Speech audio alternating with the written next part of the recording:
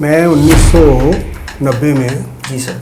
Hero बनने आया। Hero का मतलब होता है लोग देखें, देखते रहें। उनका ये चेला जो चारा खाया वो भैंस और गाय का। ऐसे लोग हमारे देश के मुख्यमंत्री और प्रधानमंत्री बनेंगे तो देश का कभी विकास नहीं होगा। एड्स मंझे काय, व्हाट इज एड्स? एड्स क्या है? एड्स से बचने का सारा उपाय डॉक्टर जीवन मोहाडिकर, एशिया के। नमस्कार दोस्तों, आज का हमारा पॉडकास्ट का एपिसोड और हमारे नए गेस्ट हैं राजेश दुबे सर।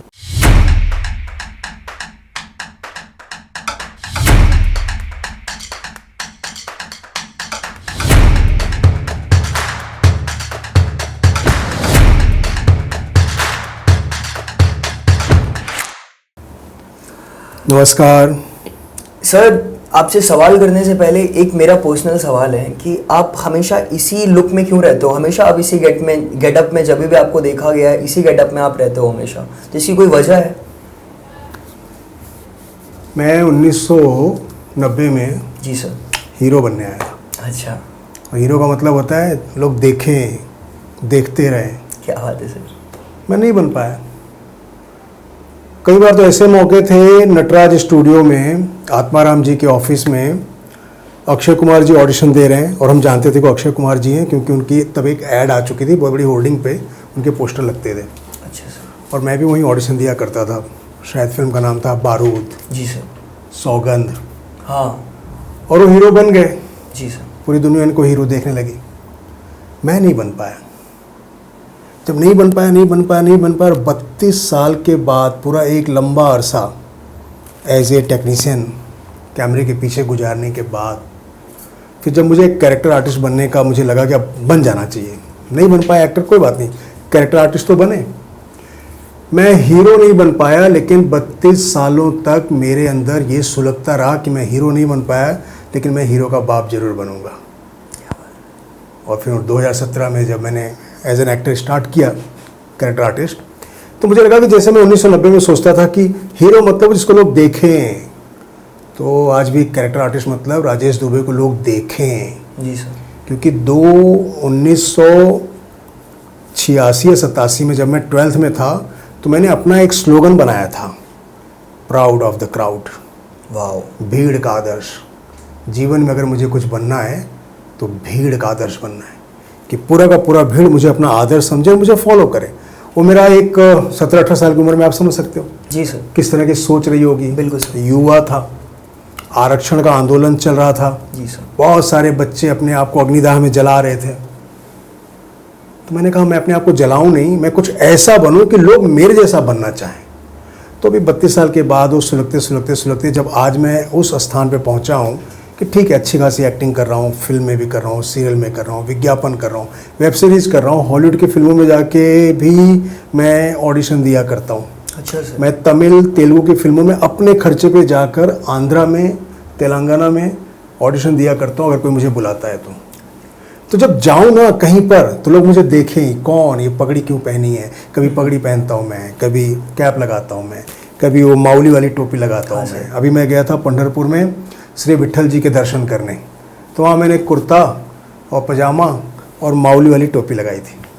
कई लोगों ने देखा मुझे, आप झनक में आते हैं? मैंने कहा हाँ जी, एक सेल्फी ले लें। मैं तो पकड़ के लोगों को बोला था मैं झनक में आता हूँ, सेल्फी ले लो, झनक में आता हूँ, सेल्फी ले लो। तो बस लोग, जैसे भी मैं आजकल भी मेकअप रूम में जाता हूँ, अभी आपने कहा कि ऐसे हम देखते हैं, तो मैं मेकअप रूम में ऐसे बैठ के स्क्रिप्ट पढ़ता हूँ। क्या बात है सर। तो कोई एक्टर आता है, सर ये आपने मेकअप रूम में गॉगल पहना है। मैंने मेकअप रूम में गॉगल इसलिए पहना है ताकि आप मेरे बारे में 2-4-10 सेकंड सोचें कि मैंने क्यों पहना है। अब आपने सोच लिया और आपने पूछ लिया और मैंने आपको बता दिया, बाकी ये मैंने पावर का बनवाया हुआ है। सर सूट हो रहा है, अगर आपको पहनना है तो प्लीज़ आप कंटिन्यू। नहीं मतलब मैं बताता हूँ। तो ना, जो प्राउड ऑफ क्राउड का एक स्लोगन मैंने खुद बनाया था 15-16 साल की उम्र में, आज 55 साल की उम्र में पहुँच के अपना प्राउड ऑफ क्राउड बनना चाहता हूँ। तो बनने के लिए क्या प्रयास करना होता है, अभ्यास करना होता है। जो प्रयास करता है उसमें यश है, जो अभ्यास करता है उसमें यश है।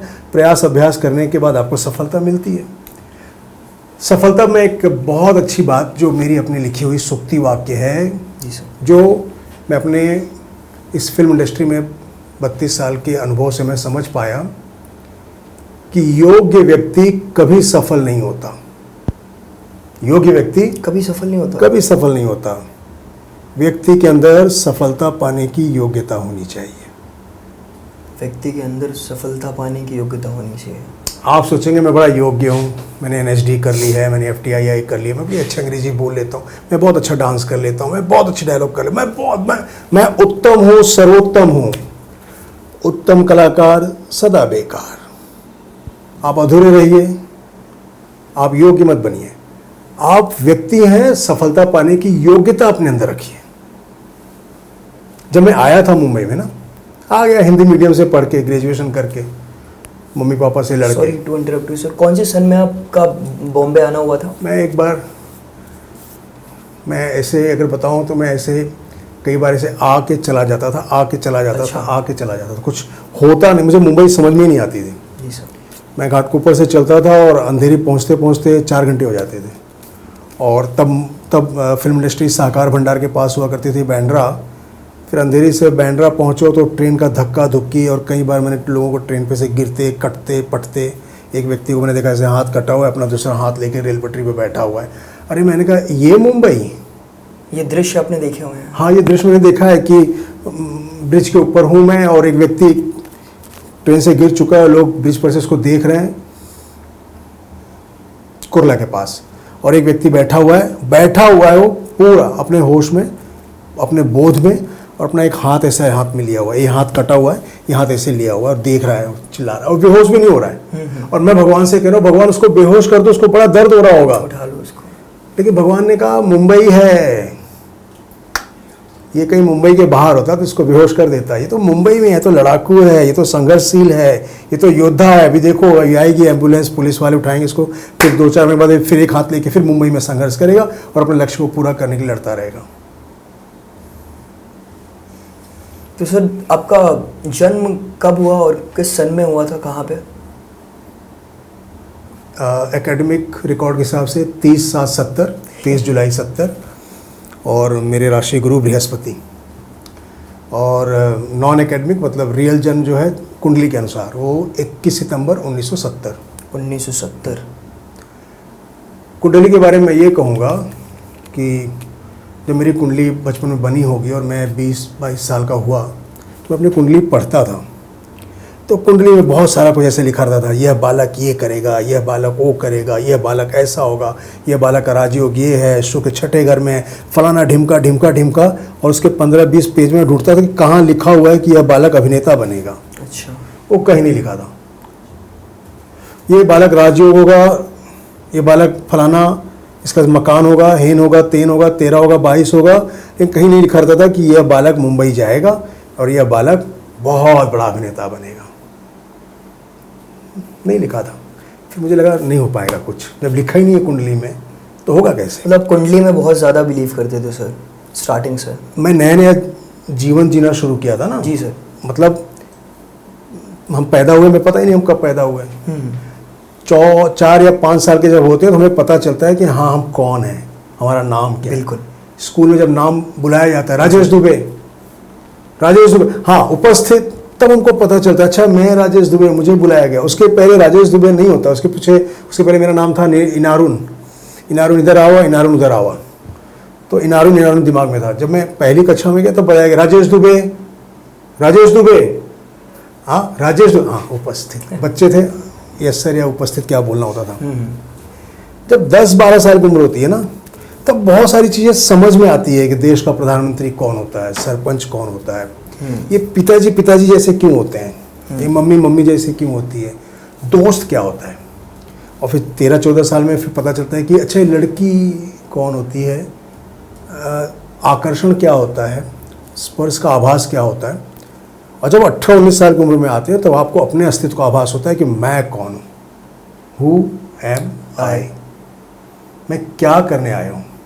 अगर उसी दौरान आपने अच्छा ज्ञान अर्जित कर लिया, मैं तो अपने को बड़ा सौभाग्यशाली समझता हूँ कि उन दिनों मैंने भगवान श्री कृष्ण की भगवत गीता जो है ना, जी सर, वो मैंने उसका अध्ययन करना शुरू कर दिया था। क्योंकि मैं किसी से सुना था कि जो दुनिया में है वो भगवान श्री कृष्ण की गीता में है, और जो भगवान श्री कृष्ण की गीता में नहीं है वो पूरी दुनिया में नहीं है। और कई बार पढ़ने के बाद, मतलब मैं तो कम से कम अब तक अपने जीवन में कई बार पढ़ चुका हूँ, अनगिनत बार पढ़ चुका हूँ, मैं एक चीज़ समझ पाया हूँ कि जो कुछ भी होता है उसका एक कारण होता है, उसकी एक व्यवस्था होती है। आप यहाँ बैठे हैं कारण से जी सर। और ये व्यवस्था बनाई गई है माइक की, लाइट की। ये व्यवस्था बनाने वाले कोई प्रोड्यूसर हैं, डायरेक्ट करने वाले डायरेक्टर साहब हैं। एक कारण व्यवस्था हो गया ना जी सर। इस कारण व्यवस्था से फल आएगा, जो फल आएगा वो यूट्यूब पे आएगा हमारा पॉडकास्ट। जी सर। और उसको लोग देखेंगे, बहुत देखेंगे, तो ये हम कहेंगे कि हमारा ये कर्म सकर्म सफल हुआ। तो मैंने यही समझ पाया गीता में कि मैं क्यों आया हूँ, मेरा क्या अस्तित्व है। और फिर वो प्राउड ऑफ क्राउड, पहले वो प्राउड टू बी क्राउड था कि मैं प्राउड टू बी क्राउड, मुझे भीड़ का आदर्श, भीड़ का गौरव बनना है, भीड़ का गर्व बनना है। और वो टू बी से हो गया कि नहीं यार, बनना नहीं है, मैं हूँ प्राउड ऑफ द क्राउड। मैं अभी हूँ, मैं अभी से जो आचरण करूंगा लोग उसका अनुसरण करेंगे, मुझे लोग देखें, मैं ऐसा कुछ करूं कि लोग मुझे देखें। मैं 1 से लेके 20 तक का पहाड़ा रट्टा मार के याद कर लेता था कि बच्चे मुझे फॉलो करें, अरे राजेश को तो 19 का भी पहाड़ आता है। लोग 13 के पहाड़ी में अटक जाते थे। हाँ बिल्कुल सर। मैं रट्टा मार मार के 19 के पहाड़े में पहुंच गया था और 19 का पहाड़ा पढ़ता था। कोई पूछता भी नहीं था, कोई पूछता था कौन सी क्लास में हो, तो मैं बोलता था 17 का पहाड़ा सुन लीजिए। क्यों? ताकि ना वो मुझे अप्रिसिएट करें, मेरी प्रशंसा करें, और 4 लोगों से जाके बोले अरे उसको तो 17 का पहाड़ आता है। ये जो मेरे अंदर ना एक चल रहा था ना, बस इसी ने मुझे बोला कि कुछ ऐसा कर कि लोग तुझे देखें। तो लोग किसको देखते हैं? राजनेता को। उतना पैसा नहीं मैं राजनेता बनूं। अभिनेता, राजनेता, हाँ सर। पॉलिटिकल लीडर, हाँ। उतना मेरे अंदर ना कैपेसिटी थी, ना बैकअप था, ना कोई ऐसा था कि मैं बन पाऊँ। या तो फिर मैं माफिया बनूँ। उन दिनों गैंगवार बहुत चलता था, मुंबई में चलता था, बबलू श्रीवास्तव का नाम हुआ करता था, गोरखपुर में हरिशंकर हुआ करते थे, और कहाँ कहाँ बहुत सारे गैंगवार होते थे। तो मैं सोचता था कि इसमें भी बड़ा नाम होता है यार, ये बनते हैं। फिर बाद में मुझे समझ में आया कि नहीं, ये गलत चीज़ है, ये नहीं बनना चाहिए। चलो क्रिकेटर बनते हैं। अब उसमें रणजी खेलना पड़ता है, स्टेट खेलना पड़ता है, नेशनल कैसे कैसे, वो भी नहीं खेल पाएंगे, उसके लिए भी वो पूरी तैयारी चाहिए, नहीं है। फिर क्या, चलो सिंगर बनते हैं कि मैं गाना गाऊंगा 10 लोग देखेंगे, गला ही नहीं। फिर क्या करें, लिरिक्स लिखते हैं। तो कहीं गार्डन में बैठ के, पहली बार मोहब्बत का मुझे कहीं आभास हो गया था, किसी लड़की से थोड़ी थोड़ी सी मोहब्बत हो गई थी, तो मैंने उसको याद करके कुछ लिखा। मैंने साला वो मुखड़ा तो लिख दिया, अंतरा कई महीनों तक लिख ही नहीं पाया। तो मैंने कहा ये भी मेरे बस की बात नहीं है, क्या करूं, ऐसा क्या करूं, ऐसा क्या करूं, ऐसा क्या करूं कि लोग मुझे देखें, ऐसा क्या करूं कि मैं लोगों के बीच में ना बड़ा पॉपुलर हो जाऊं, प्रसिद्ध हो जाऊं। एक दिन फिल्म देख रहा था मैं,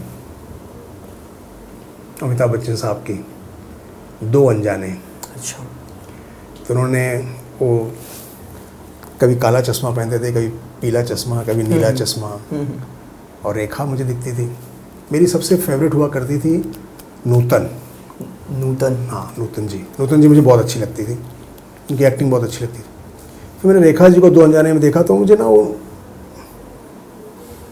बहुत सुंदर लगा। फिर वो बच्चन साहब की एक्टिंग देखा मैंने, तो मुझे लगा ना ऐसा कुछ करना चाहिए। फिर वो अंदर कहीं से घुसा, एक्टर बनना चाहिए। फिल्म देखने के बाद? हाँ, फिल्म देखने के बाद। उन दिनों मैं पढ़ता था मुंशी प्रेमचंद को, शरदचंद्र चट्टोपाध्याय को, महादेवी वर्मा को, ये तीनों जिनको मैं पढ़ता था और खूब किताबें उनकी पढ़ता था। ये कब की बात होगी सर? क्या सारी बातें ना चल रही है 1984-85 से लेकर 1992 के बीच, 18-19 साल। 1985 के आसपास इंदिरा गांधी की हत्याकांड होती है और चंद्रशेखर आते हैं। वो एक व्यक्ति ऐसा था राजनेता में जिसने कहा था कि मैं कभी कोई पद नहीं लूँगा। चंद्रशेखर आज़ाद ने कहा था? नॉट चंद्रशेखर आज़ाद, चंद्रशेखर जो हमारे देश के प्रधानमंत्री बने थे राजीव गांधी जी की हत्याकांड के बाद, 4 महीने के लिए बने थे। उनका एक मैंने कहीं पढ़ा, उनका मैंने इंटरव्यू देखा भी था, और उन्होंने कहीं लिखा, खुशवंत सिंह को उन्होंने एक इंटरव्यू दिया था, उसमें कहीं मैंने पढ़ा था, उन्होंने कहा था मैं कभी भी कोई पद नहीं लूँगा। वो कांग्रेस में बहुत लंबे अरसे रहे वो कभी महासचिव नहीं बने, वो कभी पार्टी के अध्यक्ष नहीं बने, वो कभी पार्टी के कुछ भी कोई पद नहीं लिया उन्होंने, लेकिन पार्टी में लगे रहते थे और बहुत अच्छा भाषण देते थे और बहुत गहरी सोच रखते थे और बहुत अच्छा उनका अपना एक व्यक्तित्व था। तो किसी ने पूछा फिर कौन सा पद लेंगे आप? उन्होंने कहा मैं बनूंगा तो एकमात्र भारत का प्रधानमंत्री बनूंगा, बाकी नहीं।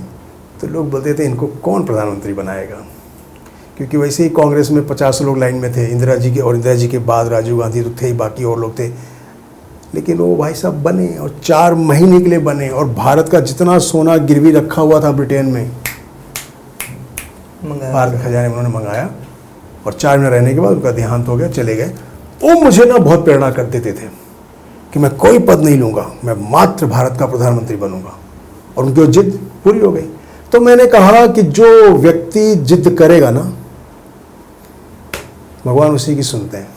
चंद्रशेखर जी मतलब आपकी फर्स्ट इंस्पिरेशन थे लाइफ में? नहीं, मेरे फर्स्ट इंस्पिरेशन अगर ऐसे लिया जाए कौन है, तो मुझे वो नारा आज भी याद है, अंधेरे में एक प्रकाश, जय प्रकाश जय प्रकाश। क्या बात है सर। वो नारा मुझे इसलिए याद है कि वो कच्ची कच्ची दीवारों पे नीले नीले रंग से लिखा रहता था, अंधेरे में एक प्रकाश, जय प्रकाश जय प्रकाश। मैं ऐसे पगडंडी पे चले जा रहा हूँ, कोई साइकिल से आ रहे हैं बुजुर्ग, तो कहते थे, जैसे आजकल लोग कहते हैं ना जय श्री राम, तो दूसरा बोलता है हर हर महादेव। तो वैसे उस समय लोग बोलते थे अंधेरे में एक प्रकाश, तो पार्टी लटकाए स्कूल जा रहे थे, हम बोलते थे जय प्रकाश जय प्रकाश। तो जेपी आंदोलन था जो इंदिरा जी के विरुद्ध था। बाद में इंदिरा जी ने सबको उठा के जेल में डाल दिया और इमरजेंसी लगा दी थी। तो जय प्रकाश नारायण का जो विचार था ना, उसी विचार से मुलायम सिंह यादव निकले, लालू प्रसाद यादव निकले, वीपी सिंह निकले, बहुत सारे लोग निकले। समाजवाद उन्हीं से आया। उनका जो समाजवाद था ये था कि कोई भूखा नहीं रहे, कोई अशिक्षित नहीं रहे, कोई असुरक्षित नहीं रहे, कोई जाति का या आर्थिक भेदभाव नहीं होना चाहिए। और जो सोचते थे ना उसके पीछे वो कारण बताते थे कि ये कारण है, उसका ये समाधान है। वो कारण समाधान को अगर सही ढंग से उसका अनुसरण किया जाए तो इस देश में गरीबी खत्म हो जाए। लेकिन उनके जितने फॉलोअर थे उसमें एक लालू प्रसाद यादव जी का नाम लूंगा कि वो जयप्रकाश यादव के बहुत बड़े फॉलोअर, और उन्हें कितने हजार करोड़ का चारा खाया। किन्होंने सर? लालू प्रसाद यादव। अच्छा। तो मैं कभी कभी सोचता हूँ कि यार इतने बड़े नेता जयप्रकाश नारायण, और उनका ये चेला जो चारा खाया वो भी भैंस और गाय का। ऐसे लोग हमारे देश के मुख्यमंत्री और प्रधानमंत्री बनेंगे तो देश का कभी विकास नहीं होगा। आज जो विकास हो रहा है वो एक लक्ष्य मैं सपोर्ट करता हूँ, मैं प्रशंसा करता हूँ भारत के यशस्वी प्रधानमंत्री नरेंद्र मोदी जी का, कि विकास कैसे होना चाहिए, सर्वव्यापक होना चाहिए, कि सब जगह होना चाहिए। वडोदरा में भी होना चाहिए और यहाँ मैसूर में भी होना चाहिए। मैं नैनीताल में शूट करने गया था, मैंने वहाँ भी विकास देखा, और मैं बेंगलुरु एयरपोर्ट पे उतरा तो वहाँ भी मैंने विकास देखा, जबकि यही सब विकास 2014 के पहले आधा अधूरा हुआ करता था, अब फुल फ्लेज में होता है। तो ये सब 1982 या 84 से लेके 1992-93 तक मैं अपने व्यक्तित्व के निर्माण में लगा था, और ग्रेजुएशन होते होते, स्नातक होते होते मैंने ये अपने लिए सुनिश्चित कर लिया कि मुझे क्या करना है। और मुझे पता था कि ये बहुत कठिन डगर है, बहुत कठिन डगर है। मतलब मुंबई में आना, एक्टर बनना, वो भी किसके टक्कर में एक्टर बनना। वो समय चल रहा था अमिताभ बच्चन, धर्मेंद्र, जितेंद्र, मेरे बहुत ही फेवरेट एक्टर विनोद मेहरा। अच्छा। हाँ, विनोद मेहरा सबसे बेस्ट लगते थे। फिर विनोद खन्ना मुझे बहुत अच्छे लगते थे। मैं विनोद खन्ना साहब की फिल्म देखता था, मुकद्दर का सिकंदर, एक उनकी बहुत अच्छी फिल्म थी मेरा गांव मेरा देश। और समय देखिए कि वही विनोद खन्ना साहब को मैं 2011 में एक सीरियल में डायरेक्ट करता हूँ। उस सीरियल का नाम था मेरे अपने। क्या बात है सर। मेरे अपने में मैं एज ए डायरेक्टर नियुक्त होता हूँ, और विनोद खन्ना जी का सीन मुझे डायरेक्ट करना है, और विनोद खन्ना जी का फ़ोन कट शूट करना है। जी सर। और मेरी पैरों की पिंडली कांप रही है, पेट के अंदर तितली उड़ रही है। जी सर। और पहली बार समझ में आया कि यहाँ कोई ब्रेन होता है, भेजा होता है, मस्तिष्क होता है जो फक फक फक कर रहा है, और इसकी भी आवाज़ मेरे को कान में आ रही है। और मैं कहा मैं विनोद खन्ना जी को डायरेक्ट करने जा रहा हूँ। और जब वो सामने आते हैं लंबे चौड़े, जी सर, तो क्रिएटिव हेड बताती है कि सर अरे राजेश दुबे जी हैं, ये आज डायरेक्ट करेंगे। तो मुझे देख के पहले बोलते हैं राजेश दुबे, पंडित, पंडित को पंजाबी में पंडित बोलते हैं, या वो मुझे प्यार से पंडित, अच्छा डायरेक्ट करना मुझे, ऐसे करके उन्होंने छाती लगा के उन्हें, जी और फिर मैंने डायरेक्ट किया, अच्छा खासा डायरेक्ट किया। सर, आपकी इतने कम मिनटों में आपने इतनी सारी चीज़ें बताई, इतना इंटरेस्टिंग लगा मुझे जान के, बस इसलिए मैं थोड़ा सा क्यूरियस हो रहा हूँ जानने के लिए कि आपका बचपन कैसा था सर। मतलब उस टाइम पे आपकी क्या सोच थी, क्या सोचा करते थे? जैसे मुझे थोड़ा सा एक आइडिया मिला कि आपको फेमस होने का एक, मुझे ऐसा लगा कि चस्का था, हाँ, एक थोड़ा सा था आपकी, मुझे लाइफ में फेमस होना है और इस चीज़ से। बट जैसे अभी आपने बताया कि उन 10 सालों में आपको समझ में आया कि मुझे अभिनय के क्षेत्र में ही जाना है, भले ही इतना कठिन है।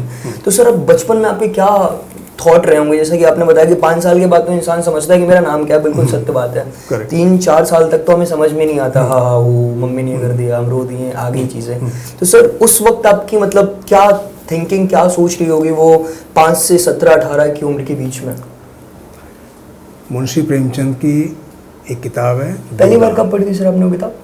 मुंशी प्रेमचंद की किताब मैं 10th में था, 10वीं में। अच्छा। था, मतलब 1985 मैंने पढ़ी थी।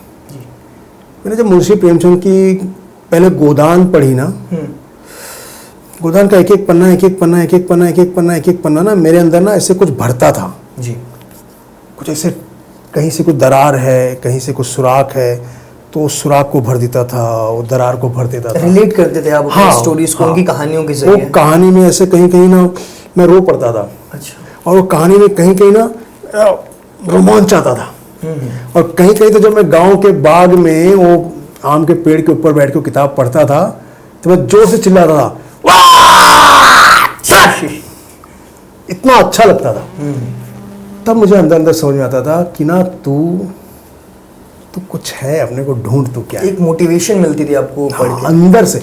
लोग बाहर से प्रेरणा लेते थे, मुझे अंदर से कोई प्रेरक करता था, मुझे प्रेरित करता था अंदर से, हाँ कि ये है।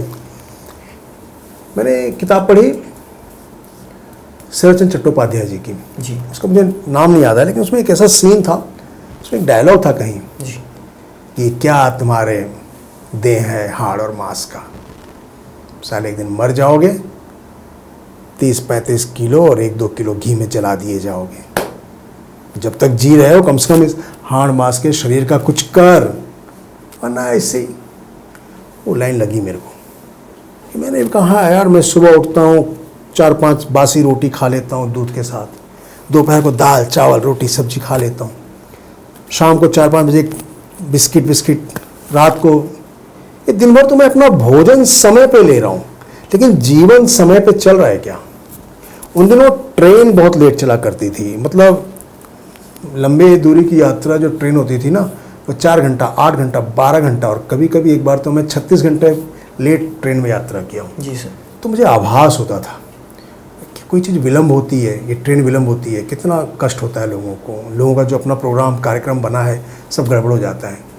जीवन में भी ऐसी अगर विलम्ब हो तो, ये जो सोच थी ना मेरी, इस सोच ने मुझे ऐसे अंदर अंदर तैयार किया कि मेरी पहली किताब 2000 में छपी, जिसका नाम था स्ट्रगलर।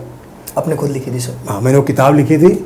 मैं मुंबई आता था, स्ट्रगल करता था, या मुंबई में रहता था, स्ट्रगल करता था। मैं हिम्मत नहीं जुटा पाता था कि स्टूडियो के अंदर कैसे जाऊं। अच्छा। और एक बार मिस्टर जॉनी बख्शी सामने से गुजर रहे थे, जो बहुत बड़े डायरेक्टर हैं। अच्छा। मैंने कहा इनके पास जाके मैं बोलूं, hello sir, my name is Rajesh Dubey, I have completed graduation, I want to work as a nurse। तब तो वो गाड़ी में बैठ के निकल गए। क्यों सर? मतलब आप इतने स्टार्टिंग से आप इतने ज़्यादा मोटिवेटेड थे, आपने इतनी किताबें ही पढ़ी हुई थी, आपकी नॉलेज भी इतनी ज़्यादा थी, फिर भी मतलब आप ऐसा क्यों घबराया करते थे स्टार्टिंग में, ऑफिस जाने से पहले, या उनसे जिससे बात की आपने? योग्य व्यक्ति कभी सफल नहीं होता। अच्छा। व्यक्ति के अंदर योग्यता पाने की, सफलता पाने की योग्यता होनी चाहिए। मैं अपने आप को बड़ा योग्य समझता था, मैं किताबें पढ़ लेता हूँ, मैं ये कर लेता हूँ, मैं ये कर लेता हूँ, मैं ये कर लेता हूँ, मैं ये कर लेता हूँ। लेकिन जब जॉनी बख्शी साहब से मिलना हुआ तो मैं अपना इंट्रोडक्शन तैयार कर रहा हूँ, वो बैठ के गए। मतलब वहाँ पे जब चीज़ें होनी चाहिए थी वो थोड़ा सा वही मैंने कहा ना कि उत्तम कलाकार सदा बेकार। मैं बड़ा उत्तम था, अपने आप को उत्तम समझता था। हाँ मुझे तो ये आता है। हाँ लोग निबंध 10 मिनट में लिखते थे, मैं 7 मिनट में लिख दिया करता था। अच्छा। हाँ फटाफट फटाफट गाय हमारी माता है तो मैं लिख दिया करता था। लोग ओसी और एसपी सब्जेक्ट होता है कॉमर्स में, जी सर। वो रट्टा मार के मैं तैयार रहता था। मतलब टीचर कहती थी कि ये किसका तैयार है, तो मेरा हाथ सबसे ऊपर आता था। बाद में मैं सोचने लगा कि हाथ से ऊपर आता था, ये तुमने अपने को तैयार कर लिया था। जी सर। लेकिन जब लड़ाई में गए ना, जहां पे रियल में बम गोले फूट रहे हैं, प्रैक्टिकल नहीं कर पाए। प्रैक्टिकल नहीं, वो मतलब थ्योरी हाँ थ्योरी तुम बहुत तैयार थे। और मुंबई में जितने लोग भी एक्टर बनने आते हैं, लिरिक्स राइटर बनने आते हैं, म्यूजिक कंपोजर बनने आते हैं, सिंगर बनने आते हैं, उनका थियरी बहुत तैयार रहता होगा कि अरे हमने तो बीएनए कर लिया है, हमने तो फला के साथ थिएटर किया है, ये किया वो किया है। लेकिन मुंबई आने के बाद जैसे मुंबई में नीचे अपने धरती पे पैर रखते हैं ना, जी सर, तो ये मुंबई आपकी बहुत सारी ऊर्जा खींच लेती है और वो अपनी ऊर्जा देती है। लेकिन वो खींचती है फ्री में, मुफ्त में आपकी ऊर्जा ले लेती है, लेकिन देती है वो कीमत ले लेके।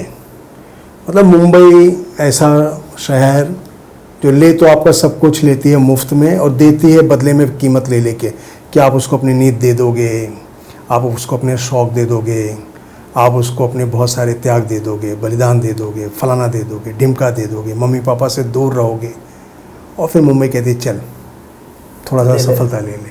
फिर थोड़े से सफलता को सहेजते हुए धीरे धीरे और आप मेहनत करोगे, बहुत सारा मेहनत करोगे, फिर उसके बाद थोड़ा सा चल ले ले ले ले ले।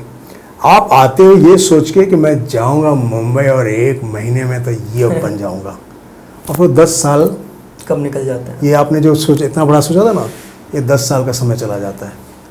और 10 साल बाद आपको पता चलता है कि उसमें अनुराग कश्यप जैसे भी लोग हैं जो आते हैं, सड़कों पे सोते हैं और स्टार बनते हैं। अमिताभ बच्चन साहब हैं, वो भी अपनी किताब में लिखते थे कि मैं मरीन ड्राइव में सोता था। नवाजुद्दीन सिद्दीकी साहब को तो मैं यदा कदा कई लोगों से देखता सुनता था, लेकिन राजपाल यादव जी 1999 में या 2000 में मुझसे मिलने आते हैं। 2000 में या 2001 में। राजपाल यादव जी, तब राजपाल यादव जी नहीं थे, उनका एक शो चलता था नौरंगी लाल का, हसीन सपने। अच्छा। हाँ टीवी पे चलता, दूरदर्शन पे, प्रकाश झा प्रोडक्शन था, मुझे याद नहीं है। और मैं उन दिनों बालाजी में शो संभालता था, क्योंकि सास भी कभी बहू थी। अच्छा। और शो में ऐसे संभालता था कि सारा शेड्यूल बनाना, एक्टरों को बुलाना, छोटे मोटे एक्टरों को कास्ट करना, बजटिंग में प्रोडक्शन के साथ बैठना, और शाम को प्रोडक्शन हाउस में की सारी डिटेल बालाजी में सबमिट करना। तो एक दिन याद है मेरे को, शाम के 4 साढ़े 4 बजे किसी ने राजपाल यादव जी को कहा कि राजेश दुबे से मिल लो, वहाँ पे आपका सीरियल में काम हो जाएगा।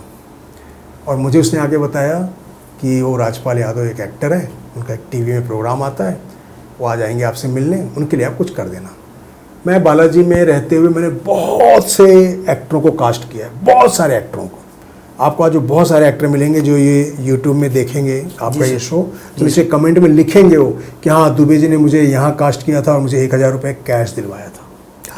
दुबे जी ने मुझे एक ही शो में 4 कैरेक्टर दिया था 3 साल में, और मुझे वो दिन याद है क्योंकि फिर अपनी एक मजबूरी बताएगा। ऐसे बहुत सारे एक्टर हैं जिनके नंबर मेरे पास आज भी हैं। उनको मैं ऐसे, वो लोग मुझसे मिलने आते थे, सर वो कुछ है, तो बोलता था एक काम करो आप जाके बाहर खाना खाओ, बताता हूँ। वो जाके बाहर खाना खाते थे। जी सर। और खाना खा के आके मुझे बोलते थे सर जाओ नहीं, अभी तुम्हारा शूट है 3 बजे। जी सर। कुछ ना कुछ कैरेक्टर में उनको भिड़ा देता था, या कल सुबह 9 बजे आओ। मैं सोचता था कोई खाली हाथ नहीं जाए, उसके पीछे वही सोच काम करती थी कि यह व्यक्ति जब यहाँ से काम करके जाएगा तो मैं उसके लिए आदर्श बनूंगा, मैं उसके लिए गर्व का विषय बनूंगा। मैंने जो छोटी सी सहायता की है वो उसके लिए अपार सफलता का स्रोत बनेगा, और वो बोलेगा दुबे जी ने मुझे एक काम दिया था। राजपाल यादव जी आते हैं, हर्ष खुराना ने हमारी उनकी मुलाकात करवाई थी, वो हमारे दोनों के कॉमन फ्रेंड थे। हर्ष खुराना बहुत अच्छे एक्टर थे, टीवी में बहुत अच्छा काम करते थे। हर्ष खुराना जी। राजपाल यादव जी आते हैं, वो 10 फीट की दूरी पे हैं, मैं ये हूँ, ये हर्ष खुराना बोलते हैं आइए राजपाल जी। तो राजपाल जी वहाँ से मुझे कहते हैं नमस्कार भैया, अरे कुछ काम हो तो हमको भी बताइए बालाजी में। उनका वही स्टाइल, मैंने कहा आप बालाजी में काम ढूंढ रहे हैं, आपको नहीं पता बहुत जल्द आपके पैरों के नीचे लाल कालीन बिछने वाली है। ऐसा आपने कहा सर? हाँ, मतलब मैं ईश्वर को साक्षी मानकर उन्हीं शब्दों को दोहरा रहा हूँ, क्योंकि मेरे मन में ये नहीं था कि मैं इनको कहाँ कास्ट करूँ, या मेरे मन में ऐसा नहीं था कि मैं इनको मना कर दूँ, या मेरे मन में ऐसा नहीं था कि क्या मैं इनको उत्तर दूँ। बस उन्होंने कहा भैया कुछ हो तो बताओ, आपके बालाजी टेलीफिल्म में हमको भी कोई सीरियल दिलाओ। तो जो मेरे मुंह से उस वक्त निकले शब्द वैसे का वैसे मैं बोल रहा हूँ कि भैया, उन्होंने मुझे भैया कहा था, तो मैंने उनका कहा भैया बहुत जल्द आपके पैरों के नीचे लाल कालीन बिछने वाली है। कहाँ आप सीरियल करेंगे, आप बहुत फिल्में करेंगे, बहुत बड़ी बड़ी फिल्में करेंगे। तो राजपाल यादव कहा अरे भैया मजाक मत करो, कौन करो। मैंने कहा हाँ आप मेरी बात मानो, बाकी यहाँ कुछ होगा मैं आपको बताऊँगा। फिर उन्होंने हाथ मिलाया और चले गए। फिर आपने उन्हें बुलाया सर टीवी शो के लिए किसी बालाजी में? ना, मैं उनको नहीं बुलाया, क्योंकि बस वो मुलाकात हुई। और उसके 7-8 महीने के बाद अच्छा मुझे हर्ष खुराना ने एक फिल्म बोला, आज चलो मैं तुमको एक फिल्म दिखाता हूँ। अच्छा, मैं चलो, खुराना जी ने कहा आपसे? गए फिल्म देखने। तो फिल्म आ रही थी, फिल्म थी राम गोपाल वर्मा की जंगल, और उसमें राजपाल यादव जन्नाटीदार एक्टिंग कर रहे थे। फिर मैंने राजपाल जी को फ़ोन करके कहा, तुमने कहा हाँ भैया मुझे याद है, आपने कहा लाल कालीन बिछेगी, ये फिल्म तो बहुत दिन से बन रही थी, अचानक बन के रिलीज़ हो गई, भैया कभी मिलते हैं और पार्टी करते हैं।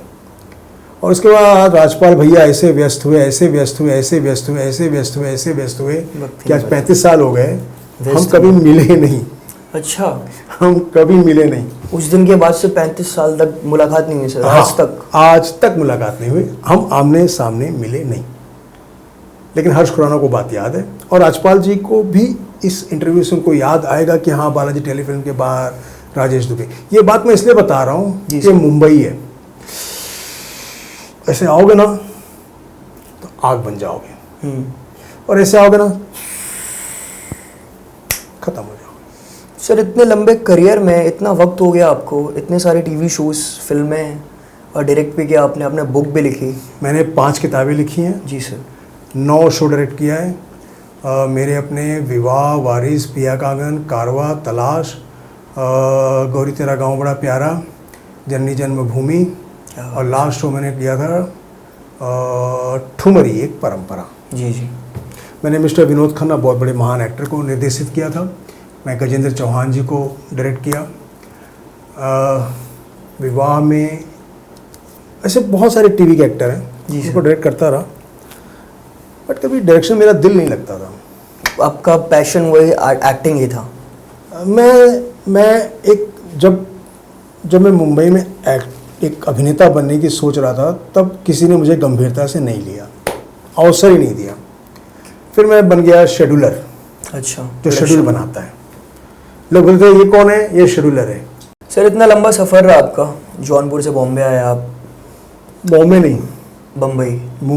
मुंबई। हाँ, नहीं तो लोगों को बड़ी आपत्ति होती है आप बॉम्बे क्यों बोलते हैं। हाँ, तो आप मुंबई आए, आपने स्ट्रगल किया यहाँ पे, काफ़ी एक्टिंग भी की, किताबें लिखी, बड़े बड़े एक्टर्स को आपने डायरेक्ट भी किया, तो मतलब कैसा रहा आपका एक्सपीरियंस? और उन दिनों मतलब एक मैं सीधी बात बताऊं, जब मैं आया तो सबसे पहले मैं लोकल ट्रेन में किताबें बेचा हूँ। अच्छा। डॉक्टर जीवन मोहाडिकर भारत ही नहीं एशिया के सबसे बड़े सेक्सोलॉजिस्ट हैं। उस समय एक रोग आया था हिंदुस्तान में, भारत में नया, उसका नाम था एड्स। हाँ, AIDS, acquired immune deficiency syndrome, कि अत्यधिक गलत ढंग से शारीरिक संबंध करने से वह रोग होता है, और बहुत बड़ा हुआ था कि 10 में से 7 लोगों को एड्स हो रहा है। तो डॉक्टर जीवन मोहाडिकर उस एड्स के बारे में उन्होंने किताब लिखी थी, हिंदी में, मराठी में, और मराठी से अंग्रेजी में गुजराती के एक थिएटर एक्टिविस्ट थे, उनका नाम था रजनीकांत कटारिया। रजनीकांत कटारिया साहब ने उसको मराठी से अंग्रेजी में उसका अनुवाद किया था। मैं रजनीकांत कटारिया जी से मिल लेता हूँ। मुझे उन दिनों ऐसा था कि मुझे कुछ भी काम मिले, चाहे मराठी थिएटर में मिले, चाहे हिंदी थिएटर में मिले, चाहे पारसी थिएटर में मिले, चाहे अंग्रेजी थिएटर में मिले, काम मिले, मैं स्टेज पे जाके काम करूं। थिएटर का भी शौक था सर आपको? थिएटर का मुझे बहुत ज़्यादा उसमें रुचि थी, लेकिन मुझे कभी मिला नहीं। मैं एनएसडी गया था, तो एनएसडी में तो मुझे समझ में नहीं आ रहा था कि किस गेट से घुसूँ, कैसे घुसूँ। अच्छा। मैं एफटीआई में गया तो वहाँ भी मेरे को कुछ चीज़ें समझ में नहीं आई। मैं एनएसडी जाकर दिल्ली में 3 दिन रहा कि मुझे यहाँ मिले, नहीं मिला। तो मैंने किताब, मुझे रजनीकांत कटारिया ने कहा कि ये मराठी से अंग्रेजी में अनुवाद मैंने की है, आप अंग्रेजी से इसका हिंदी में अनुवाद कर सकते हैं। मैंने कहा हाँ जी कर सकता हूँ। डिक्शनरी ली मैंने अंग्रेजी से हिंदी में, एड्स से कैसे बचें। अच्छा। मैंने उसका अनुवाद किया। ओ मैं किताब, फिर उन्होंने कहा कि अनुवाद का पैसा तो आपको मिलेगा ही, अगर आप किताब ना लोकल ट्रेन में बेच भी सको तो आपको और कमाई होगी। तो किताब 10 रुपए की थी, उस पर छपा दाम 20 रुपए का था, वो मुझे 10 रुपए में मिलता था और मैं उसको 20 रुपए में बेचता था। और मैं लोकल ट्रेन बोलता था एड्स मंझे काय, व्हाट इज एड्स, एड्स क्या है। एड्स से बचने का सारा उपाय डॉक्टर जीवन मोहाडिकर, एशिया के सबसे बड़े सेक्सोलॉजिस्ट, उन्होंने किताब लिखी है। ये किताब है 20 रुपए की एक, 20 रुपए की एक, 20 रुपए की एक। 20 रुपया क्या है, 20 रुपया खा के थूक दोगे, पी के मूत दोगे, लेकिन 20 रुपये किताब लोगे तो आपको बहुत सारा ज्ञान मिलेगा। आपको एड्स नहीं होना चाहिए, एड्स से आपको बचना है, एड्स से आपको बचना है। लिखा हुआ था। ऐसे ही लोकल ट्रेन में किताब बेचता था। मैं सेंट्रल लाइन में रहता था घाटकोपर। अच्छा। और मुझे वहाँ के लोग पहचान के नहीं मिले, इसलिए मैं वेस्टर्न में टिकट वेस्टर्न में विरार से चर्च गेट बेचता था। दिन भर में मेरी कम से कम नहीं तो 25-30 किताबें बिक जाती थी और 10 रुपये मुझे मिल जाते थे। लेकिन मैं किताब थोड़ी बेच के प्राउड ऑफ द क्राउड बनना चाहता था। काम ढूंढते ढूंढते स्टूडियो में एंट्री नहीं मिल रही है। कोई बोलता था हाँ भाई आ जाओ, बात करते हैं, आपको असिस्टेंट डायरेक्टर रखते हैं। एक्टर बनने का सपना तो एकदम खत्म हो गया था, क्योंकि मुझे लग ही नहीं रहा था कि मैं उस तरह से, मतलब एक तैयारी होती ना, वो तैयारी नहीं थी। तो मैं सबसे पहले असिस्टेंट डायरेक्टर बना सोहेल तातारी जी का। अच्छा। बहुत अच्छे डायरेक्टर श्री सोहेल तातारी जी। उन्होंने न्याय सीरियल में पता नहीं किसके माध्यम से मैं वहाँ असिस्टेंट डायरेक्टर बन गया। और वहाँ मैं लोगों को देखता था जो लोग ऑडिशन देने आते थे। अमर वर्मा जी आते थे, नवाजुद्दीन सिद्दीकी जी आते थे, श्वेता तिवारी जी आते थे, राजा चौधरी जी आते थे। बगल में शूट होता था तुलसी, उसको डायरेक्ट किया करते थे अभिनव कश्यप, जो अनुराग कश्यप जी के भाई हैं, वो डायरेक्ट किया करते थे। तो मैं कभी कभी तुलसी के सेट पे भी जाके असिस्ट किया करता था, और मैं न्याय सीरियल में भी असिस्ट करता था। मुझे एक छोटी सी घटना याद है कि न्याय सीरियल में दिल्ली के एक कलाकार थे, बहुत अच्छे कलाकार थे, राजेंद्र सेठी जी। वो कोई एक कैरेक्टर गुंडे का कर रहे थे, गैंगस्टर का, और उनको कुछ ऐसा काम मिल जाता है या कुछ ऐसा होता है, मुझे याद नहीं है, कि वो शो छोड़ के जा रहे हैं। अच्छा। तो उनका आखिरी सीन शूट हो रहा है और मैं वहाँ पर हूँ as a director, as a assistant director, चौथे नंबर पे। अच्छा। प्रशांत वर्धन जी उनके एसोसिएट डायरेक्टर थे, जो आज की डेट में बहुत अच्छे डायरेक्टर हैं। तो मैं वो राजेंद्र सेठी जी को आखिरी सीन शूट करते हुए देखता हूँ कि ये आखिरी सीन शूट करके वो जाएंगे, और फिर अगले दिन एक कलाकार आएंगे जो उनको रिप्लेस करेंगे और वो एक्टिंग करेंगे। और वो एक्टर थे विजय राज। अच्छा। विजय राज जी से आप पूछेंगे, न्याय सीरियल उन्होंने किया था 1999 में किया था, एमबीसी स्टूडियो साकीनाका में। तो मैं ऐसे देखता था विजय राज जी को, दुबले पतले महीन सा व्यक्तित्व, गाल वाला अंदर। हाँ।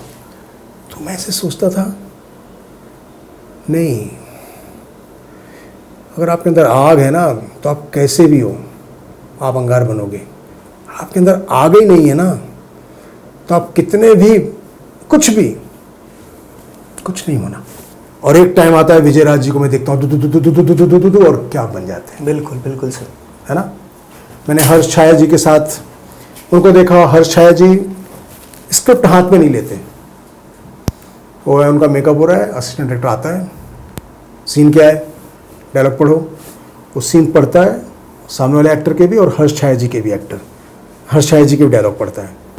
वहाँ उनका मेकअप हो रहा है, आँख बंद किए हैं, चलो सेट पे जाते हैं। रिहर्सल में भी अपने डायलॉग नहीं बोलते, असिस्टेंट डायरेक्टर डायलॉग उनके बोलता है, सामने वाला एक्टर अपना डायलॉग बोल रहा है। अरे मैंने कहा ये कैसे एक्टर है भाई, ये अपना सीन अपना स्क्रिप्ट हाथ में नहीं लेते और ये पढ़ते भी नहीं है, बस सुनते हैं, और जब एक्टिंग करते हैं ना, कमाल।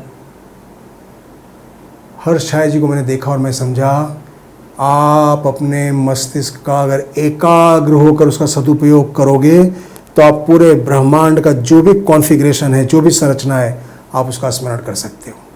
उनसे सीखा मैंने। सोहेल जी के साथ काम करने के बाद फिर मैं उदय शंकर पानी जी का असिस्टेंट बना। बहुत अच्छे टेक्निकल डायरेक्टर थे। उन्होंने बहुत सारी वीडियो फिल्में, एड फिल्में की थी, विज्ञापन फिल्में की थी। उनके साथ रह के मैंने अंग्रेजी बोलने का तरीका, सलीका और एड कैसे शूट होता है वो सब मैं उनके साथ कुछ 16 महीने रहा, सीखा।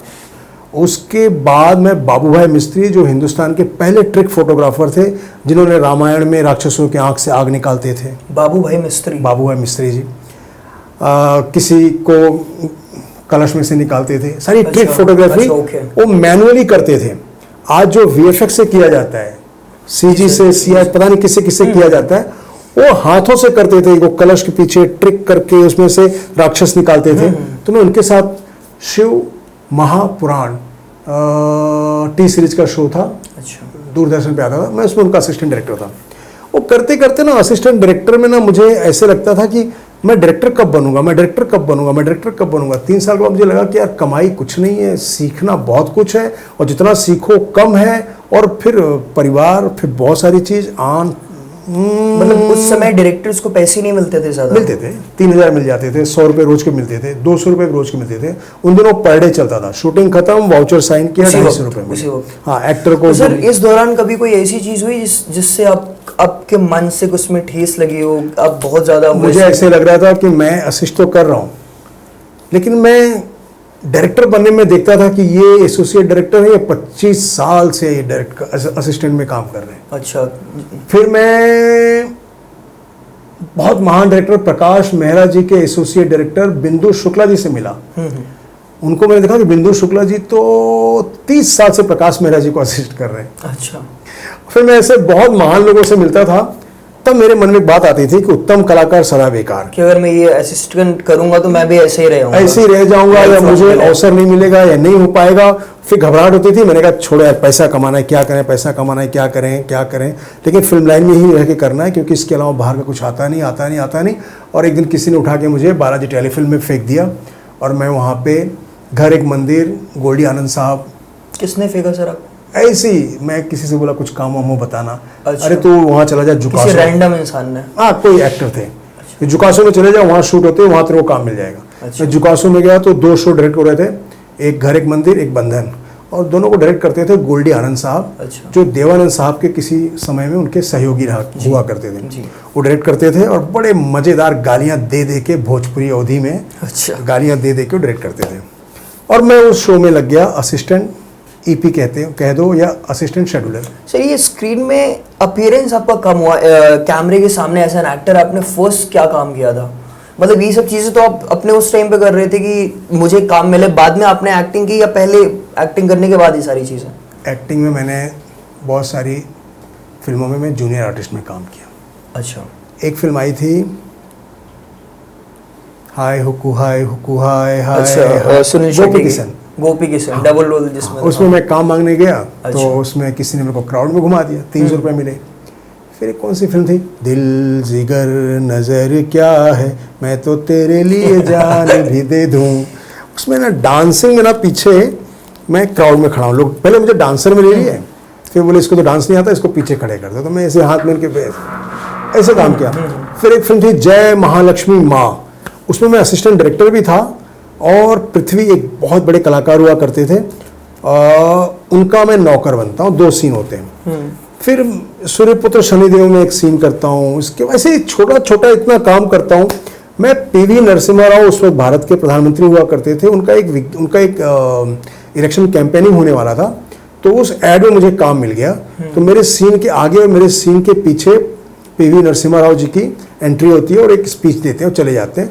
और वो दूरदर्शन जब टेलीकास्ट होता है तो दुनिया को पता चलता है, मैं दुनिया को बताता हूँ कि ये प्रधानमंत्री जी के साथ मैंने काम किया, प्रधानमंत्री जी के साथ मैंने काम किया है। तो सबको बड़ा गर्व होता है, बड़ा गौरव होता है। पिताजी को मेरे तो अरे तो नरसिम्हा राव के साथ काम किया। फिर मुझे वहाँ लगा कि यार मुझे एक्टर ही बनना चाहिए, मैं क्या कर रहा हूँ। फिर मैं बालाजी में चला गया, फिर वहाँ पे नौकरी वोकरी करने लगा, क्योंकि सास की बहू थी। फिर वहाँ छोड़ के मैं बैक फिल्म में चला गया, कुमकुम में, वहाँ पे मैं ईपी का काम करने लगा। फिर 2009 में किसी ने, नाम नहीं लूँगा, मैं ऐसे शेड्यूल बना के ले गया। मैंने कहा सर ये सीन सब होने हैं कल। तो मेरा सीन ऐसे पर पर पर पर पर पर पर फाड़ा और उन्होंने कहा शेड्यूल तो कोई भी बना सकता है, डायरेक्ट करना बहुत टफ होता है, और उड़ा दिया। और मैं ऐसे देख रहा था, मेरे शेड्यूल के A/4 पेपर के सारे पन्ने पर जो फाड़े गए थे उड़ रहे हैं, वो हवा में उड़ रहे हैं, हवा में उड़ रहे हैं, हवा में उड़ रहे हैं, हवा में उड़ रहे हैं, हवा में उड़ रहे हैं। और उनको हवा में उड़ते हुए मैंने उन्होंने जो संवाद मुझे बोला था कि शेड्यूल तो कोई भी बना सकता है, डायरेक्टर बनना बड़ा टफ होता है। मैंने कहा, मैंने इनसे क्या कहा था, इनसे बस यही रिक्वेस्ट किया था कि सर ये सीन कल करना है, टेलीकास्ट है, ये एक्टर अभी आएगा, ये एक्टर तभी जाएगा, ये एक्टर नहीं है, ये प्रॉब्लम है, प्लीज़ इसको सब सीन शूट करना है। तो उन्होंने पर फाड़ के फेंक दिया। तो मैंने कहा अब मैं डायरेक्टर बन के दिखाऊंगा। और मैं 9 महीने घर बैठा रहा, संघर्ष करता रहा बिना किसी काम के। हाँ, बिना किसी काम के। और मैं ईपी होने वाला व्यक्ति, प्रोडक्शन संभालने वाला व्यक्ति, शेड्यूल बनाने वाला व्यक्ति, एक दिन मैं डायरेक्टर बन जाता हूँ और मैं शो डायरेक्टर रहा हूँ। फर्स्ट शो कौन सा था जो आपने डायरेक्ट किया था? पहला शो था पिया का आंगन DD1 का। पिया का आंगन आपका फर्स्ट शो था जो आपने पहला शो मुझे जो मिला आपने एज एन डायरेक्टर किया था? मैंने जितने शो किए एज एन इंडिपेंडेंट डायरेक्टर ही किए, सब मेरे नाम जाते थे। फिर मैंने पहला पिया का आंगन किया, फिर मुझे शो मिला एक बाबुल का आंगन छूटे ना, सोनी का, उसमें मैं सेकंड यूनिट में था। वो मैंने कुछ 10-15 दिन किया या 15-20 एपिसोड किया। फिर मैंने इसके बाद कारवा किया, फिर मैंने मेरे अपने किया, फिर वारिस किया जी का, उसके बाद मैंने विवाह किया ZTV का, सिनेविस्टा का शो, अच्छा, तो सेकंड यूनिट डायरेक्ट किया। फिर मुझे दूरदर्शन के 3 शो एक के बाद एक मिलते चले गए। पहला था मोदी जी आए थे आदर्श ग्राम योजना पे, 182 एपिसोड मिला, उसका नाम बाद में हो गया गौरी तेरा गाँव बड़ा प्यारा।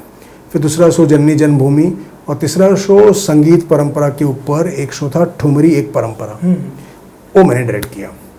ये सब जब डायरेक्ट कर रहा था ना, तो एक ऐसे मन में आता था, अबे ये टीवी का डायरेक्टर है, ये राजेश दुबे जी ये टीवी का डायरेक्टर है, अच्छा ऐसा, हाँ ये टीवी के डायरेक्टर है, ये टीवी के डायरेक्टर है। तो मैंने कहा फिल्म करूँगा।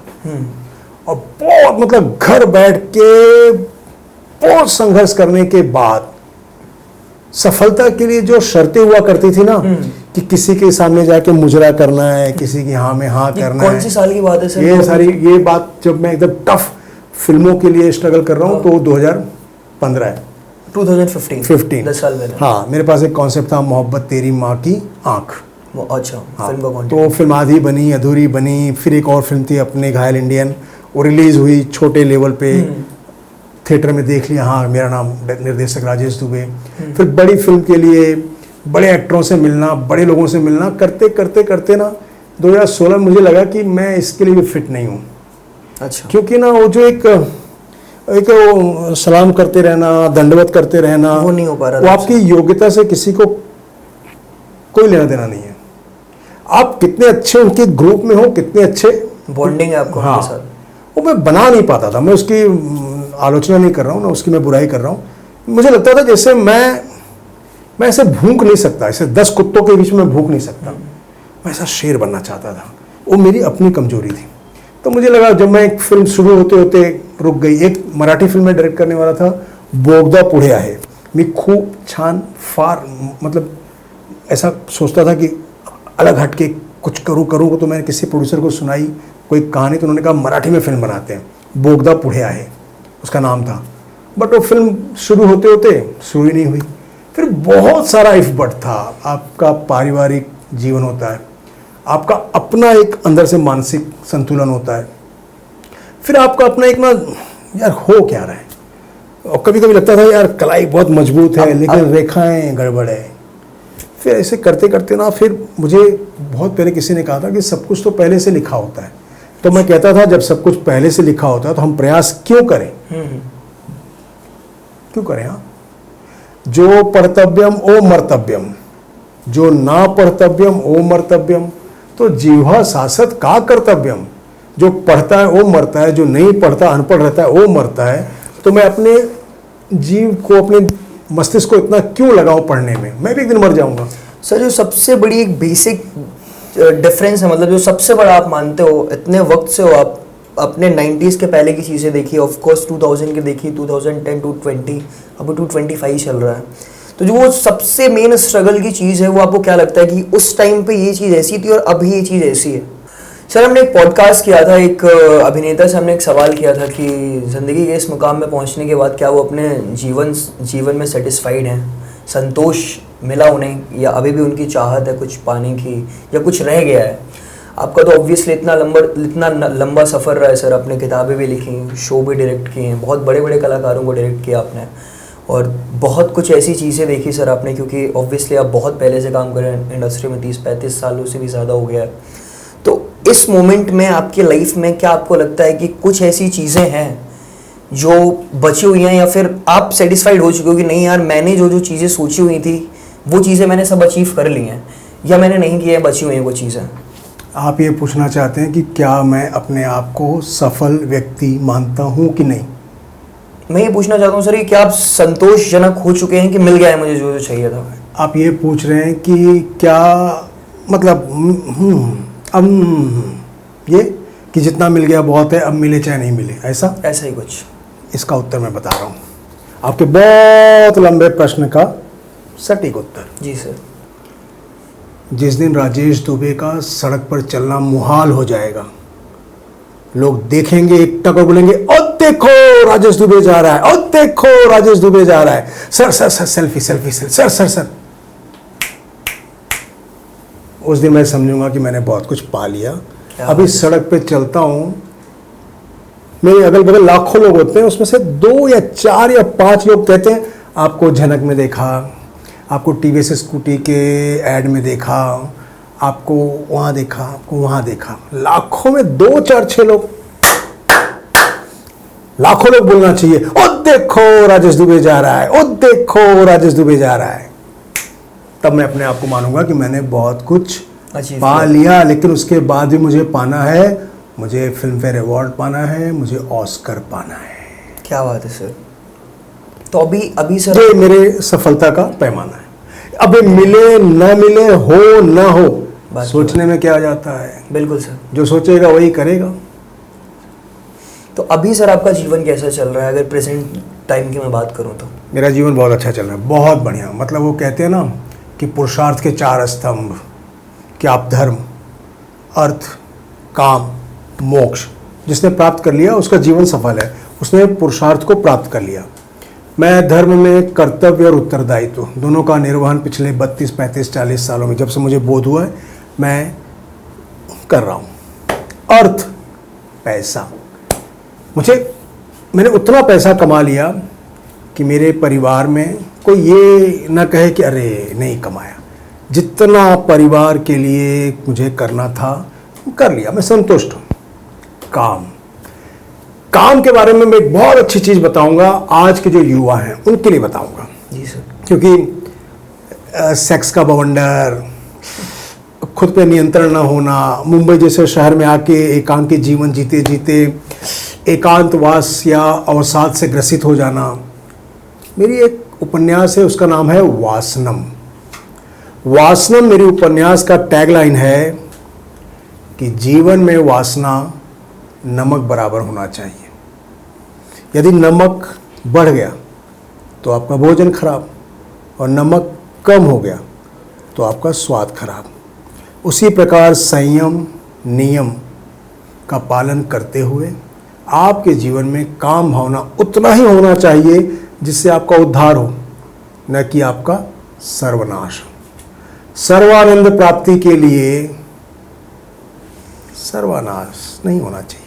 और चौथा, मोक्ष। अब मैं जिस पड़ाव में, आयु के पड़ाव में आया हूँ ना, अब मुझे ईश्वर दिखते हैं। मैं आंखें बंद करता हूँ तो मुझे पता चलता है कि हाँ, इस धरती के नीचे कहीं पाताल लोक है, ऊपर आकाश है, कोई कुछ कह रहा है, मुझे सुनाई पड़ रहा है। मैं आंखें खोलता हूँ तो मुझे कुछ दृष्टिगोचर होता है, ये कोई करता है, ये क्यों करता है, ये कैसे करता है, वो चीज़ें अब समझ में आती हैं। और मैंने किसी का शेर पढ़ा था, वो अनाम शायर का मुझे नाम नहीं पता, वो बहुत अच्छा शेर है जो मैं लोगों से कहता हूँ कि कब, किससे, कैसे, कौन सी बात कही जाती है। कब, किससे, कैसे, कौन सी बात कही जाती है। बात कहने का सलीका आ जाए तो हर बात सुनी जाती है। इतने साल के अनुभव में अगर आप मुझे बोलेंगे कि आप अब कितने खुश हैं, कितने संतुष्ट हैं, तो मुझे सलीका आ गया है कि मुझे अभिनय कैसे करना है, मुझे भूमिका को कैसे समझना है, मुझे लोगों से कैसे काम मांगना है, मुझे किस तरह से विनम्र रहना है, और मुझे किस तरह से अपना अंतरिक्ष इतना वृहद बनाना है कि मैं ऑस्कर तक पहुंच जाऊं। फिल्म फेयर तक तो पहुंच ही जाऊंगा, लोगों की शुभकामनाएं मेरे साथ है, लेकिन ऑस्कर तक इसलिए मैं पहुंचना चाहता हूं। एक कस्तूरी फिल्म थी, डॉक्टर श्री राम लागू जी थे, उसमें एक साधु मेहर जी एक्टर थे।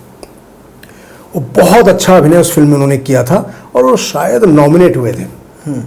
मैंने कहा जब साधु मेहर जी नॉमिनेट हुए एक बेस्ट एक्टर के तौर पे, मैं अगर कहीं कुछ गड़बड़ नहीं हो रहा हूँ तो, क्योंकि बहुत पुरानी बात है, तो मुझे भी नॉमिनेट होना है। सर दो बातें हैं, एक कि मतलब आपके हिसाब से एज एन इंडिविजुअल आप स्पिरिचुअल थिंग्स के बारे में क्या सोचते हो, और आपके हिसाब से स्पिरिचुअलिटी है क्या? क्योंकि हर इंसान स्पिरिचुअलिटी को एक अपने वे में अपने तरीके से उसको प्रेजेंट करता है, लेकिन जितनी बातें अभी आपसे हुई मेरी, तो उस बेसिस में आपसे पूछ रहा हूँ कि as an individual what you think about this. मैं देख रहा हूँ कोई बैटरी लगी है मेरे अंदर? नहीं सर। मैं बोल रहा हूँ कोई बैटरी लगी है मेरे अंदर, या कोई वायर केबल जोड़ा गया है मेरे अंदर? नहीं। मैं सुन रहा हूँ जो आप प्रश्न कर रहे हैं, तो ऐसे कुछ अंदर अडाप्टर ऐसा कुछ लगा हो, रिकॉर्डर कुछ लगा है जो आप बोल रहे हैं तो मैं सुन रहा हूँ? नहीं सर, मैं बोल रहा हूँ और आप सुन रहे हो, है ना? जी सर। तो ये सब कहीं से तो हो रहा है ना। वही मेरे लिए ईश्वर है, वही मेरे लिए ईश्वर है। अनुभूति ना, जब ऐसी कोई अनुभूति आपको होती है कि मेरा अच्छा होगा, मेरा बुरा होगा, मुझे करना है, मुझे नहीं करना चाहिए, मुझे ऐसे करना है, मैं अपनी रणनीति बनाता हूँ, मैं कूटनीति को मानता हूँ, मैं संयम को मानता हूँ, मैं समाज को देखता हूँ, मैं अपने शरीर को देखता हूँ, परिवार को देखता हूँ, मेरे अंदर एक ज्ञान होता है, मैं ज्ञान अर्जन करता हूँ, मैं कभी वेदना में होता हूँ, कभी पीड़ा में होता हूँ, कभी हर्ष में होता हूँ, उत्साह में होता हूँ, उल्लास में होता हूँ। एक मोबाइल के अंदर ना कॉन्फ़िगरेशन होता है। जी सर। ये माइक के पीछे एक सिस्टम है, साउंड सिस्टम कहीं लगा हुआ है। जी। हम जहाँ बैठे हैं ना, ये बिल्डिंग कहीं किसी जगह डिज़ाइन की है किसी पेपर पे कि ऐसे ये बिल्डिंग बनेगी, इसका डक्ट यहाँ होगा, लिफ्ट यहाँ होगा, है ना? बिल्कुल। ये पेंट ऐसे नहीं बना, ये पेंट का एक फॉर्मूला होगा, फिर बन के डब्बे में आया और हमने खरीदा। ये जो कॉन्फ़िगरेशन है, संरचना, वही ईश्वर मानता हूँ मैं, उसी को अध्यात्म मानता हूँ। और उस ईश्वर की संरचना को मानते हुए अपने जीवन को सफल करना है मुझे, तो मुझे महापुरुषों के आदर्श का पालन करना होगा।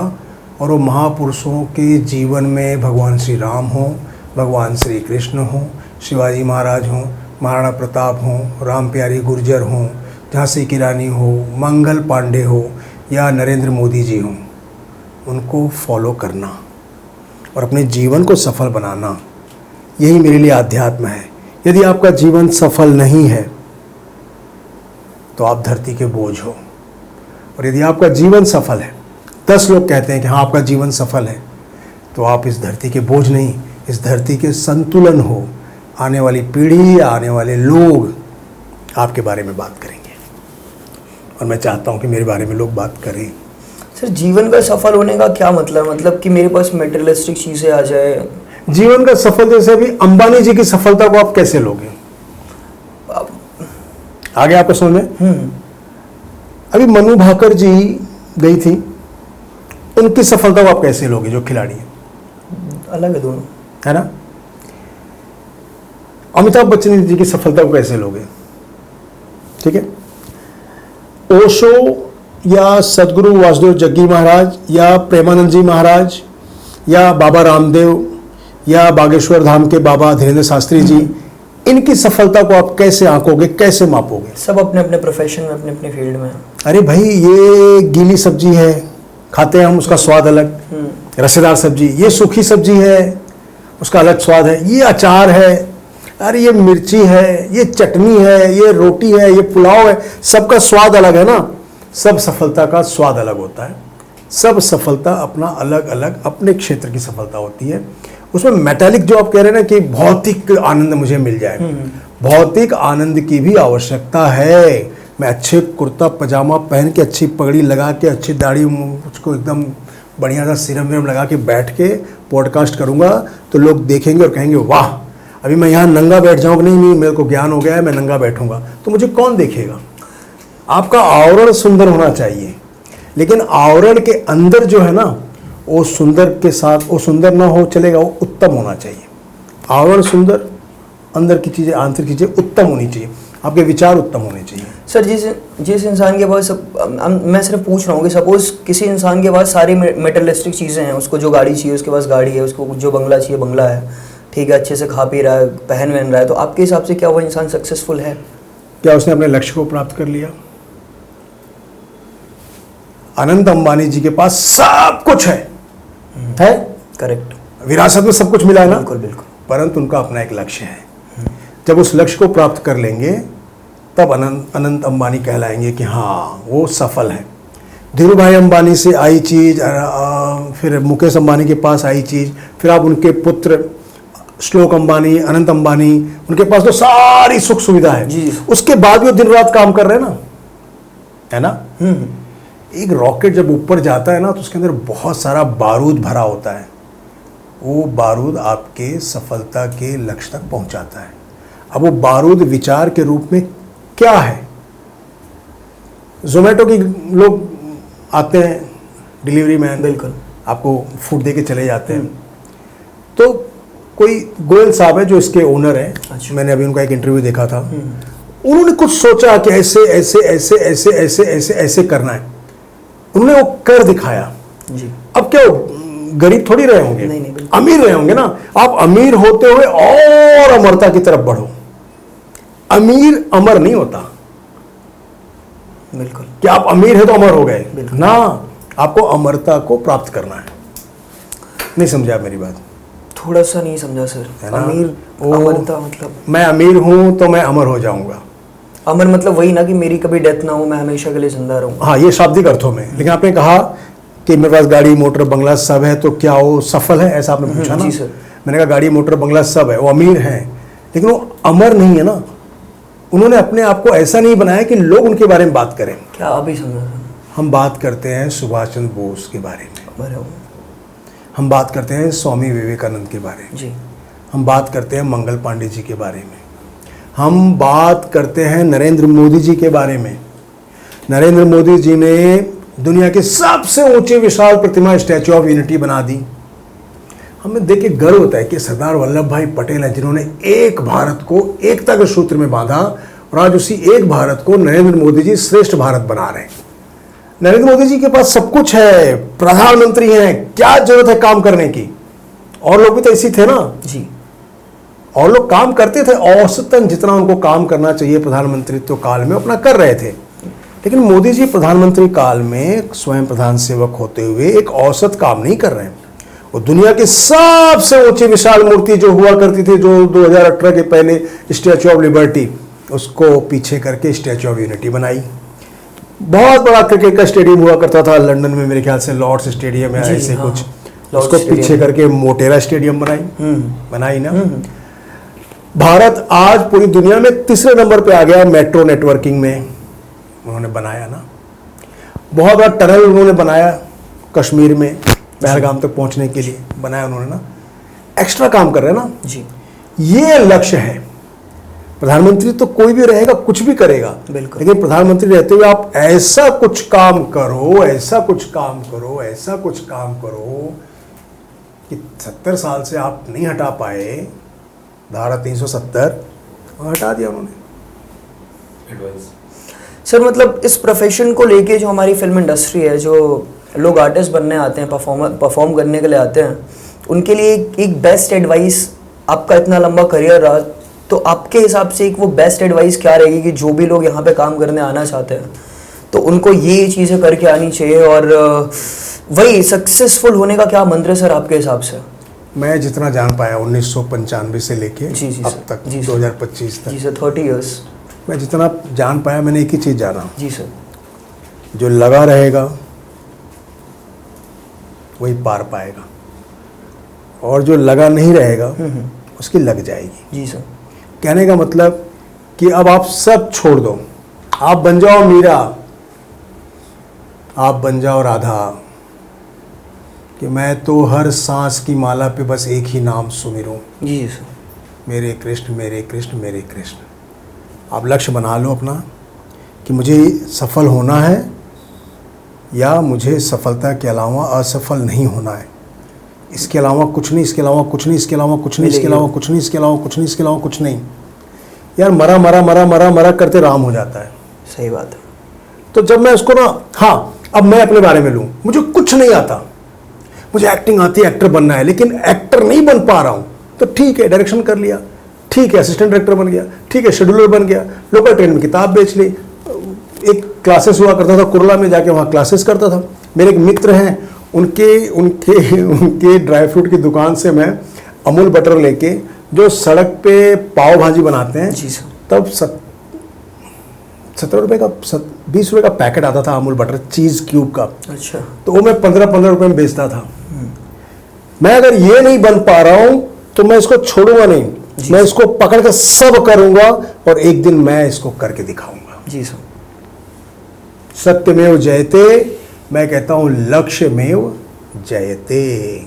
आप लक्ष्य के लिए एक जीवन मिला है, पेट भर के जीवन जी लोगे, लेकिन जो सोचा कि मुझे करना है ना, उसके लिए अपने आप को समाप्त कर दो। सर थोड़े वक्त पहले आपने एक बात बोली हुई थी कि आपको किसी ने कहा हुआ था कि जब टाइम आता है जो चीज़ लिखी हुई है ये तो लिखी हुई है, तभी मिलेगी, अभी मैं कर रहा हूँ नहीं हो रही। तो इस स्टेटमेंट को कि जो चीज़ लिखी हुई है जब टाइम आएगा तभी मिलेगा, इसका मैं समझ गया। 22 साल की उम्र में जब मैंने अपनी कुंडली पढ़ी, मेरी कुंडली को पंडित त्रिलोचन मिश्रा जी, जो बहुत बड़े ज्योतिषविद थे, उन्होंने बनाई थी कुंडली। और मैं 22-23 साल की उम्र में जब अपनी कुंडली पढ़ता था तो उसमें लिखा रहता था कि 46 साल के बाद भाग्योदय होगा। अच्छा। 56 साल के बाद राजयोग मिलेगा, यह बालक दीर्घ जीवन जिएगा। मैं कहता था मैं अभी 23 साल का हूँ, 46 साल मेरा भाग्योदय होगा। डबल। 23, 36, 46 में 20 साल करूंगा क्या? है बकवास है ये, ज्योतिष कुछ नहीं होता है। 46 साल के बाद मैंने अभिनय आरंभ किया और 56 साल के बाद मैं राजयोग में भी जाऊंगा। मतलब स्टेटमेंट को आप मानते हो? मैं मानता हूं, अब मानता हूं, पहले नहीं मानता था, लेकिन अभी आप इस बात को मानते हो? अब मानता हूं क्योंकि वो इतना तय था कि तुम 46 में भाग्योदय होगा, 56-57 में राजयोग मिलेगा। राजयोग मतलब राजनीति का योग। मुझे बहुत अच्छा लगता है ऐसे सोच के कि मैं लोकसभा में बैठा हूँ, मैं राज्यसभा में बैठा हूँ। मुझे बहुत अच्छा लगता है कि मैं पूरे भारत को बहुत बढ़िया पर्यटन स्थल बनाना चाहता हूँ। भारत की गली गली में मैं पर्यटन के लिए बहुत सारी संभावना देखता हूँ। यदि मुझे भारत का पर्यटन मंत्री बना दिया जाए तो मैं इस भारत में आज जो पर्यटन में जितनी कमाई हो रही है उसका मैं कम से कम डबल करने की योग्यता रखता हूँ। क्योंकि मैं भारत घूमता हूँ, मैं भारत के सभी मंदिर तीर्थस्थलों में समय निकाल के जाता हूँ पिछले 20-22-25 सालों में, और मैं इसे देखता हूँ कि यार यहाँ पे ये चीज़ें हो जाए ना तो यहाँ के 4 लोगों को रोज़गार मिल जाए। यार यहाँ पे ये चीज़ें होनी चाहिए तो यहाँ 400 लोगों को रोज़गार मिल जाए। अरे यार यहाँ पे ये चीज़ हो जाए तो यहाँ फॉरेनर आएंगे, यहाँ पे ये चीज़ हो जाए। ये चीज़ तब मैं सोचता था, लेकिन आज मैं देख रहा हूँ वो सब चीज़ें हो रही है। फिर मुझे लगता है यार ये सब चीज़ें हो रही है तो फिर मैं पर्यटन मंत्री बनने का क्या मतलब, मैं तो बनूंगा तो क्या करूँगा। फिर मेरा मन कहता है कभी ना विकास की कोई सीमा नहीं होती कि बस हो गया यहीं पे, इससे भी ऊंचा, इससे भी ऊंचा, इससे भी ऊंचा हो सकता है। अमेरिका में चौड़ी चौड़ी सड़कें हैं, इसलिए अमेरिका विकसित राष्ट्र है। अमेरिका इसलिए विकसित राष्ट्र नहीं है कि अमेरिका में चौड़ी चौड़ी सड़कें हैं। आप बातों का संदर्भ समझ पाए? जी सर। कि अमेरिका इसलिए विकसित राष्ट्र नहीं है कि वहाँ चौड़ी चौड़ी सड़कें हैं। अमेरिका में चौड़ी चौड़ी सड़कें हैं इसलिए विकसित राष्ट्र है। बात मैंने एक ही कही, लेकिन बातों के संदर्भ और भावार्थ और उसके अर्थ में बहुत गहरा रहस्य है। यही मैं आपको बताना चाहता हूँ, आपके प्रश्न का उत्तर है। बहुत बहुत धन्यवाद सर कि आज आप हमारे पॉडकास्ट का हिस्सा बने। मैं अपने आप को बहुत खुशकिस्मत मानता हूँ कि आज आप हमारे बीच में थे और बहुत कुछ सीखने को मिला हमें। धन्यवाद सर। मैं आपसे एक सवाल करना चाहता हूँ। जी सर। आपको सब कुछ मिल जाए, जी सर, और सिर्फ वो न मिले जो आपके लिए सब है, तो आप क्या करेंगे? मुझे वो सब कुछ मिल जाए जो मैं चाहता हूँ और वो ना मिले जो आपके लिए सब है, जो मेरे लिए सब है।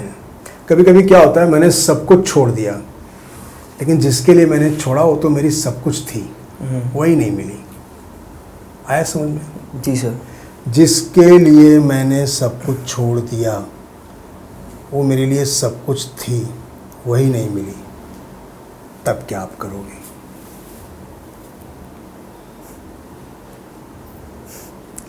क्या ही करूँगा सर, मतलब अब यही सवाल आप मेरे से पूछो कि अगर आपको ज़िंदगी में वो सब कुछ मिल जाए जो आप चाहते हैं, पर वो ना मिले जो जो सब कुछ जो सब कुछ है, तो आप क्या करेंगे सर? मुझे ज़िंदगी में सब कुछ मिल जाए लेकिन वो न मिले जो मेरे लिए सब है, तो मैं उस सब के लिए और प्रतीक्षा करूँगा, और जो सब कुछ मिला है मैं उसको त्याग दूँगा। उसको त्याग देंगे आप? त्याग दूँगा। और जब ये आप दृढ़ प्रतिज्ञ हो जाते हैं तो आपके सामने ईश्वर जो है ना ऐसे ही खड़ा होता है और कहता है तथास्तु, विजयी भाव, तुझे इस संघर्ष में विजय प्राप्त होगी। अन्यथा मुंबई में 5 लाख एक्टर एक्टिंग कर रहे हैं, सिर्फ 500 एक्टर हैं। सही बात। 4,99,500 लोग क्या कर रहे हैं? झक मार रहे हैं। और 50 लोगों को जानते होंगे लोग, झक मार रहे हैं। ये मुहावरा जिसने भी बनाया होगा, झक मार रहे हैं वो लोग। क्योंकि मैं देखता हूँ ना कि लोग ऐसे, मैं बहुत से लोगों को देखता हूँ जो अपने को एक्टर कहते हैं, एक्टर होने का दम भरते हैं, बट वो एक्टर के आगे TR लगा दो तो क्या हो गया? एक्टर के स्पेलिंग के आगे TR लगा दो, ACTOR अगेन, ACTOR है, उसके आगे TR लगा दो, क्या हो गया? एक्टर के आगे TR लगा दो, ट्रैक्टर। वो बस खेत जोतने वाले जो ट्रैक्टर होते हैं, बस वो खेत जोत रहे हैं, मुंबई में अपने भविष्य को जोत रहे हैं, पर होना जाना कुछ नहीं है। क्योंकि एक्टर ट्रैक्टर नहीं होता। Better truth sir. Actor tractor नहीं होता, एक्टर होता है। उसके आगे कोई उपसर्ग प्रत्यय लगाने से, उसका अर्थ बदल देने से उसके जीवन संघर्ष आसान हो जाएगा, ऐसा नहीं है। आपको सहज, सरल, स्वाभाविक, स्पष्ट रूप से अपने लक्ष्य के प्रति समर्पित होना होगा, और जब आप होंगे तो आप मंगल पांडे भी बन जाएंगे, और आप नहीं होंगे तो फिर आप दंगल पांडे हो जाएंगे। कहानी खत्म। ट्रैक्टर से जोतते ही रहेंगे आप फिर। अब बस एक आखिरी बात जी सर, कि योग्य व्यक्ति सफल नहीं होता, व्यक्ति के अंदर सफल होने की योग्यता होनी चाहिए। योग्यता होनी चाहिए। क्या बात है। धन्यवाद।